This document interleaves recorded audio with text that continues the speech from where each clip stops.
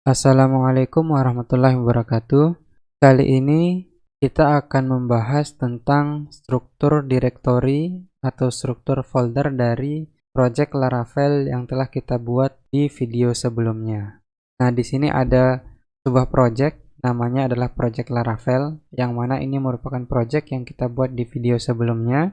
Nah, seperti yang kita tahu di sini bahwa Laravel itu menganut konsep MVC, yaitu model, view, dan juga controller. Pada aplikasi yang telah kita buat, di mana sih kita bisa membuat model, di mana kita bisa membuat view dan juga controller, routing, dan yang lain-lainnya.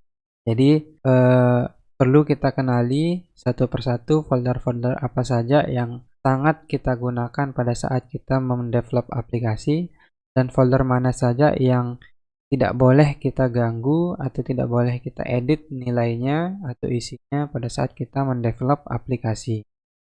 Oke, langsung saja. Di sini yang pertama ada folder app, yang mana folder app ini merupakan inti atau core dari sebuah aplikasi Laravel yang kita bangun. Jadi kebanyakan nanti fungsi-fungsi atau prosedur-prosedur yang logis untuk aplikasi kita itu disimpan di folder app ini nantinya. Lalu yang kedua di sini ada folder Bootstrap, yang mana folder Bootstrap ini berisi case dan juga app.php. Folder Bootstrap ini berfungsi untuk membootstrap aplikasi kita. Jadi ada Bootstrap bawaan dari Laravelnya. Jadi ketika kita membuat tampilan dasar atau membuat sebuah view dasar gitu kan, kita bisa menggunakan Bootstrap ini nantinya. Dia akan di-compile di sini. Lalu dia menampung caching di sini untuk performa dari project kita ini atau aplikasi kita menjadi lebih baik. Lalu di bawahnya ada folder config. Ini seperti namanya ya, konfigurasi. Jadi semua konfigurasi untuk aplikasi kita itu ditampung di sini. Ini contohnya itu seperti konfigurasi global ya atau umum to app, konfigurasi autentikasinya, konfigurasi broadcasting, case, course, database, dan seterusnya. Sampai di bawah sini itu ada konfigurasi untuk sessionnya dan juga untuk view-nya. Jadi segala bentuk konfigurasi atau pengaturan-pengaturan yang ingin kita terapkan di aplikasi kita itu dibuatnya di sini. Memang kita juga disarankan untuk mempelajari satu persatu file ini agar kita lebih paham saat kita memberikan konfigurasi itu kita melakukannya di file yang tepat. Lalu di bawahnya ada folder database. Nah, folder ini nanti akan digunakan untuk berkomunikasi dengan database. Seperti di sini ada folder factories yang digunakan untuk mengenerate data ke dalam sebuah tabel seperti itu. Sama juga dengan seeder, di sini digunakan untuk memanipulate atau memperbanyak isi dari sebuah tabel pada database kita. Jadi antara factory dan juga seeder ini saling berhubungan. Lalu di sini ada folder migration. Nah, folder migration ini berfungsi untuk kita memanipulasi tabel-tabel pada database. Seperti di sini kita bisa membuat create tabel user di sini dengan perintah function up, lalu skema create, ini nama tabelnya users. Untuk lebih lanjutnya kita bahas pada video yang akan datang ya.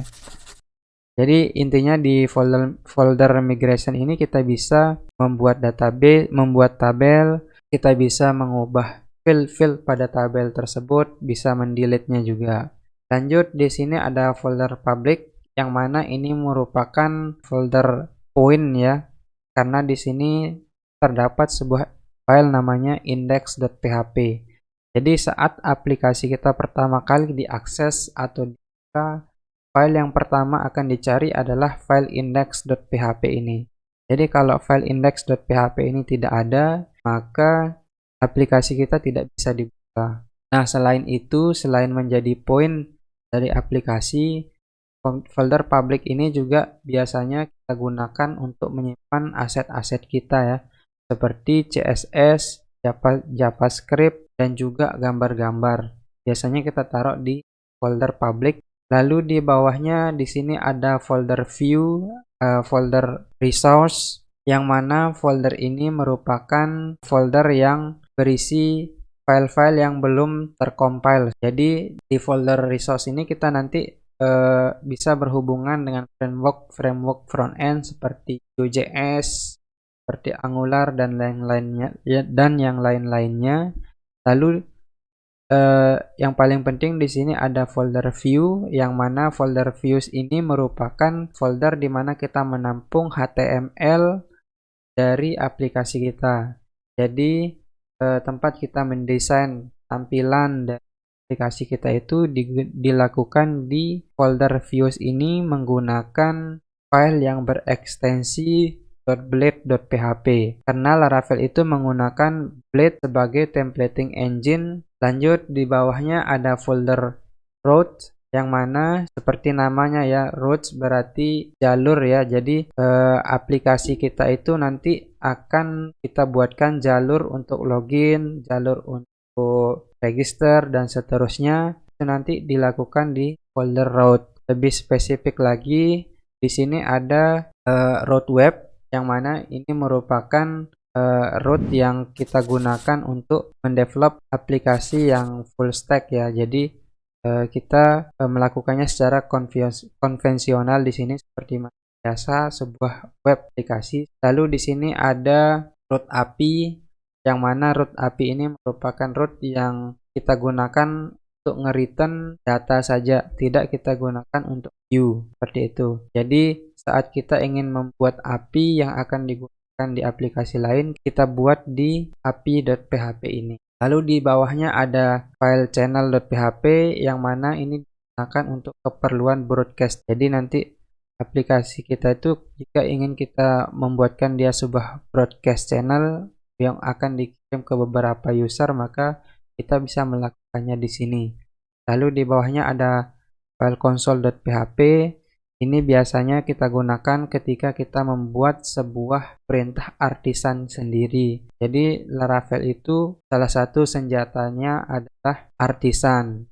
Jadi perintah artisan itu akan sangat kita gunakan pada saat kita develop aplikasi Laravel, karena kan artisan itu sangat memudahkan kita dalam membuat file-file tertentu yang kita butuhkan. Lanjut di bawahnya di sini ada folder storage, yang mana folder storage ini akan menampung segala bentuk aktivitas dari aplikasi kita.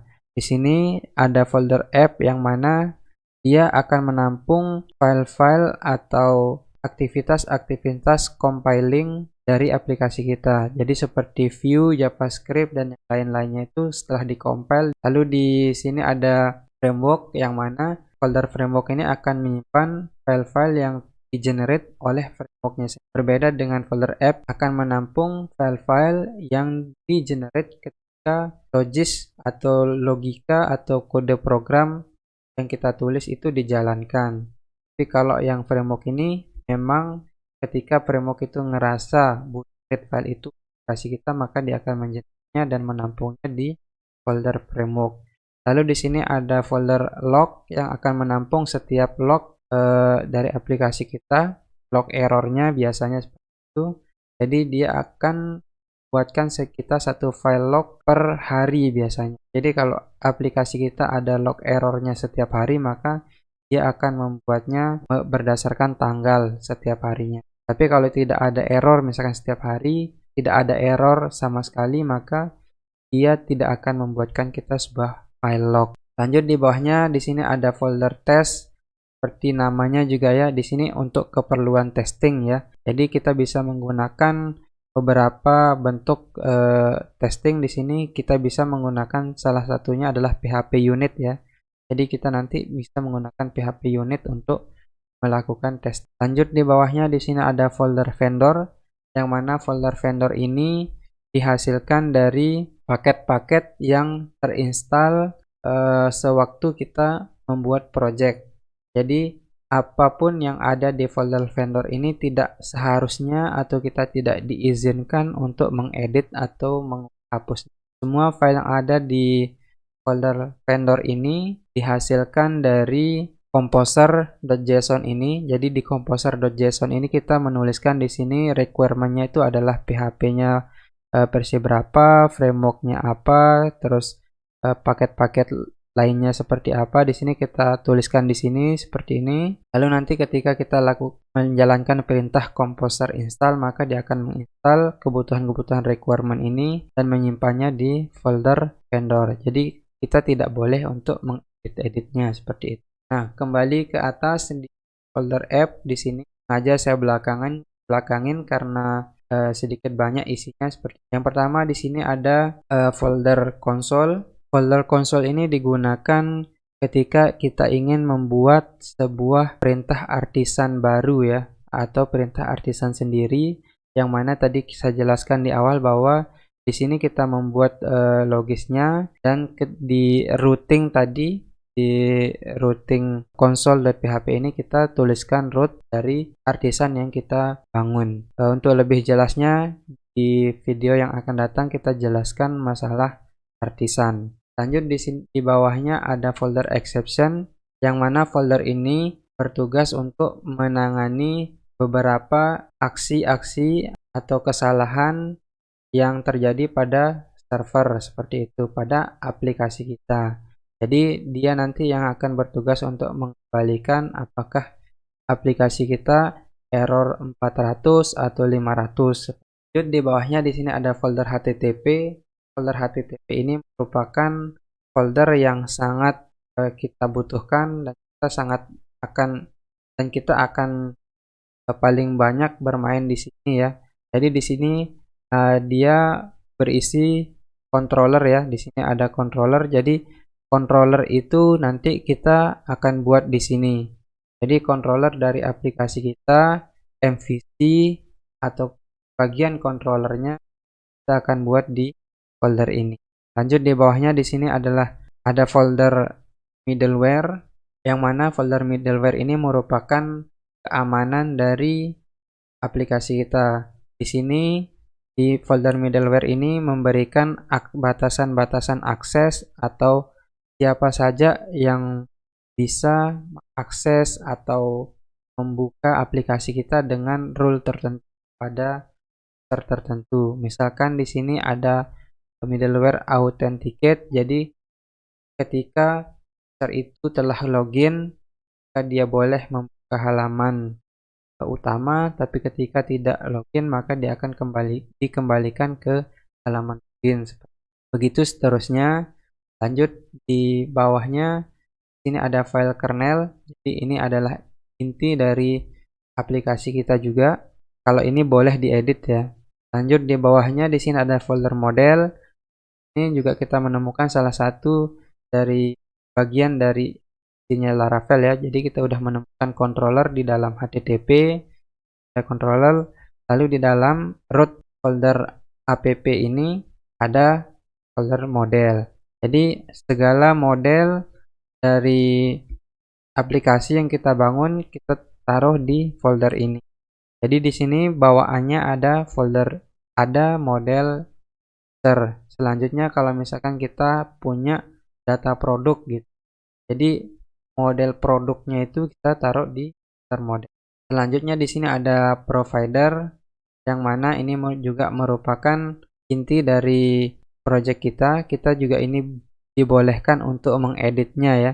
Jadi seperti contohnya di sini ada app service provider. Sini kita bisa menambahkan satu paket-paket yang kita install. Biasanya dia harus dijalankan di service provider. Begitu seterusnya. Nah, seperti itu struktur direktori dari Laravel ini dan beberapa isi yang telah kita bahas. Selanjutnya di sini yang ingin saya tunjukkan yaitu di root folder project kita. Ini ada sebuah file env, yang mana file env merupakan file yang harus kita edit pertama kali ketika kita membuat project Laravel, karena di sini kita disarankan untuk mengubah app name-nya sesuai project yang kita bangun, misalkan seperti project marketing atau project absensi gitu, kita ganti namanya di sini. Lalu pastikan kita memiliki app key dengan menjalankan perintah php artisan key generate. Lalu di sini ada database koneksi, host, dan juga portnya. Lalu yang paling penting di sini ada nama databasenya. Jadi ketika kita ingin berhubungan dengan database, maka perlu kita tuliskan namanya di sini. Nanti blok yang ini, blok database ini akan dipanggil di file config database. Jadi nanti kita tidak perlu langsung mengubah config dari default bawaan Laravel ini, tapi kita bisa menuliskannya di key dari environment ini. Selanjutnya di bawah ada key untuk broadcasting, ada untuk Redis, ada untuk email seperti ini, sampai dengan AWS juga ada. Itu yang harus kita perhatikan pertama kali ketika kita buat sebuah project Laravel. Selanjutnya di sini ada file artisan, ini yang berfungsi untuk mengeksekusi setiap perintah artisan yang kita jalankan. Lanjut di bawahnya di sini ada file composer.json. Seperti yang saya jelaskan di awal bahwa Laravel itu membutuhkan beberapa paket-paket lain untuk bisa berjalan seperti itu, selain paket dari Laravel framework itu sendiri. Kita juga membutuhkan Laravel course seperti ini, kita membutuhkan PHP, lalu untuk kebutuhan developmentnya kita membutuhkan Faker. Faker ini kita gunakan untuk memperbanyak tabel dengan mengenerate sebuah data palsu seperti itu ya. Lalu di sini ada PHP unit untuk kebutuhan testing. Lalu di bawahnya di sini ada file packet.json yang mana file ini berfungsi untuk ketika kita ingin mengintegrasikan project Laravel kita dengan front end seperti Vue.js, Car.js. Jadi nanti kita menuliskannya di file package.json ini. Oke, seperti itu saja beberapa pengenalan tentang struktur folder dari project Laravel yang telah. Nah, semoga bermanfaat. Sampai ketemu di video selanjutnya. Lupa di like dan di subscribe. Wassalamualaikum warahmatullahi wabarakatuh.